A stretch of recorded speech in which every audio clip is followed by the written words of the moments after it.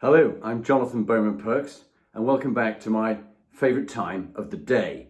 And I'm talking about daily routines, particularly in this time where you're all working from home and you're constrained on what you can do, because we've got to get a really healthy mindset for coping with this. This could be 12 months, could be 2 years, who knows, but it's certainly been a long time. And you've got to prepare for the worst and hope for the best. But getting yourself in a routine is crucial, so you don't lose your mind, you keep fit, you keep healthy, you keep positive, driving on, particularly if you're those self-employed guys who are finding it more difficult to get work, or even you're out of work or whatever it is. You need a routine, because that will keep you going in these difficult times.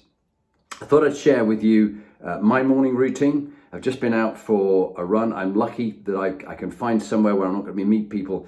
I can do a run, but many people aren't fortunate like that. They're in built up areas where you have to find some way of doing some kind of exercise.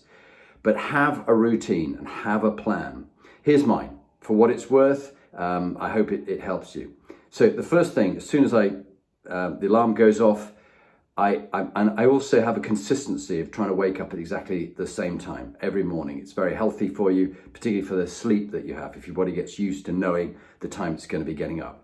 So the very first thing I do, I'm not looking at the news. Social media, I try to only look at it about once or twice a day, and certainly in the news, because it's hugely depressing, and it just will get you in a downward spiral of just negativity. So the first thing I do is I fill my mind with good stuff, just like you should fill your body with good stuff.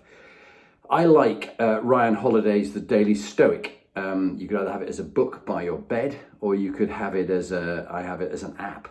A Kindle app, which I read it every day, just a small chapter, which is the Stoical philosophy I find incredibly useful in these challenging times. It's the basis of CBT therapy, which I've had and I've found very useful. And it really gets you to think about what you can control and what you can't control, and getting on with doing things and not feeling morose and sorry for yourself. So read that day's chapter, Daily Stoic on waking, and then write my journal. 5minutejournal.com is the book I have beside my bed. I write about the things that I appreciate in my life. They could be very small things, but you get your mind, prefrontal cortex, think about what you appreciate in life, those three things. Three things that, the good things I want to happen in the day that I'm going to try and achieve, and then who I am, a bit of a description of who I am, to define your identity in a positive way for what you can do for the day. Then I do a little yoga-like routine. It's not very much, it's some stretches, it's the child pose, stretching my glutes, my back, because I have an old back injury that I have to keep going, and stretching both hamstrings. Then I go into 30-second plank. It's always good for the core. Again, with the old back injury, it keeps the core strong. And then I do 20 side planks and 20 side planks. That's just my way of doing it. But then now I'm 58, hurrah, I do 58 press-ups. I try different ones, normally in sets of 10. Might do the Spider-Man, where you bring your knees up. I might do the Archer, where you go from side to side with a press-up, the diamond press-up in front of you, and then the clock ray, where you go all the way around. But I do 58 of those.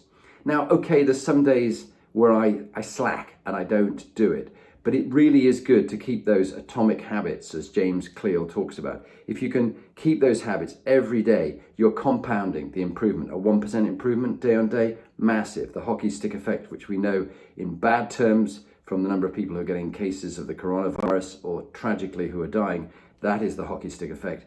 Do that with your healthy habits to really build on that. Those 58 press-ups, then I just do morning shave, brush my teeth. But even when I'm brushing my teeth with an electric toothbrush, why not sit against the wall and do a squat, where you're getting the legs working for you. And so that's the start. And then if I've done some activity, when I come back from the activity, I have a cold shower. There's some research gone into it that the benefits of a cold shower shocks the body, and it gets you producing this process. I think it's about what you clean out of your body and the new cell growth that you're doing. But a cold shower, really good for you. I also, the first thing I do is I drink a pint of freshly squeezed lemon juice, half a lemon. I sometimes mix turmeric and some black pepper in with there, but I have that as a start for the day. Healthy breakfast, and then I also make time for 10 minutes of mindfulness, that inner balance, that calmness, before I get into the day.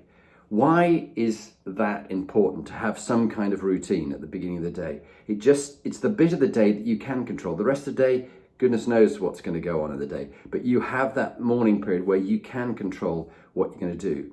And so many of us now, we're not commuting anymore. So it's the distance from your bed to where you're working and the space you've created as a study, as an office. So make use of that time. Don't waste it and get into a good habit. Get up, make your bed, as Admiral McRaven talked about. It's the first thing of the day. You've done that. You've made the bed.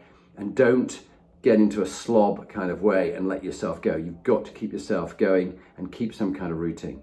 So that's the tip for the day. I wish you every success. Stay in touch. Stay healthy. Stay happy. Bye for now.